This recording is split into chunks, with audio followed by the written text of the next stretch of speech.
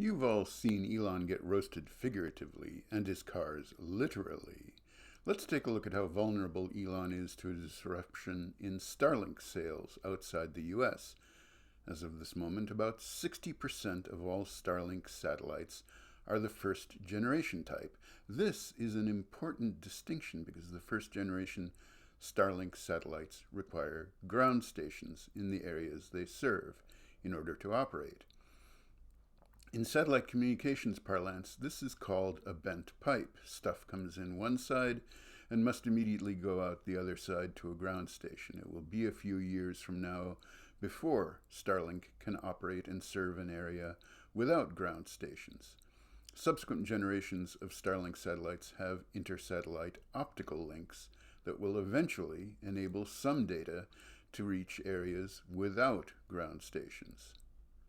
When Canada tears up their Starlink contracts, that's just targeting Starlink government sales in Canada. Could Canada shut off Starlink? Absolutely. By denying connectivity and or power to Starlink ground stations in Canada, Starlink could no longer offer service in many parts of Canada. Canada is Starlink's second largest market. They could sort of hobble along using ground stations along the Canadian border, but that's a significant cost to implement and not really enough of a solution to continue commercial operations. What is the third largest market for Starlink? That's Mexico. Yeah, Carlos Slim and Mexico. Much less of the Mexican market can be served by ground stations along the border. But wait, it gets worse. Because Starship is so long delayed, SpaceX can't get the large version 2.0 satellites into orbit. That means even the newer Starlink satellites that are in orbit don't have the capacity needed to get completely away from using ground stations in areas without them.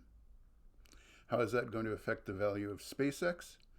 The fact is, being a launch provider isn't a particularly valuable business, but a global telecom provider is something like 10 times the value of a launch provider. That's the logic behind SpaceX using every bit of Falcon 9 spare capacity they might have to launch Starlink satellites. If the value of those satellites goes away, the value of having used that launch capacity for Starlink satellites goes away, and the whole theory behind the value of SpaceX goes down by a factor of 10.